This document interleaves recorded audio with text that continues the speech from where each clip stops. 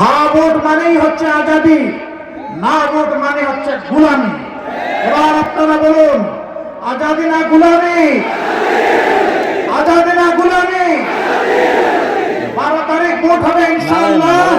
অতীতে যারা জনগণের রায়ের প্রতি আস্থা রাখতে ব্যর্থ হয়েছে তাদের পরিণতি মনে করিয়ে দিয়ে জনগণের রায়ের উপর আস্থা রাখার আহ্বান জানিয়েছেন বাংলাদেশ জামায়াত ইসলামীর আমির ডক্টর শফিকুর রহমান। মঙ্গলবার বিকেলে খুলনা মহানগর ও জেলা জামায়াত ইসলামীর উদ্যোগে খুলনা সার্কিট হাউস ময়দানে অনুষ্ঠিত নির্বাচনী জনসভায় প্রধান অতিথির বক্তৃতায় একথা বলেন তিনি। এ সময় তিনি বলেন, মুখের উপর ঠোঁটের উপর ঘুষি মারবেন আর বলবো যে এবার কানটাও ছিঁড়ে মেরে কাজ হবে না, বরঞ্চ সমান।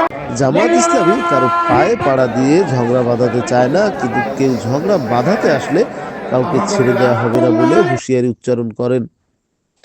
যে যার পছন্দ মতো প্রার্থীদের ভোট দিতে পারে, এটা তাদের অধিকার, কিন্তু তাদেরকে ভোট বাক্স পর্যন্ত পৌঁছে দেওয়ার দায়িত্ব পালনের জন্য জানিয়েছেন ডক্টর শফিক।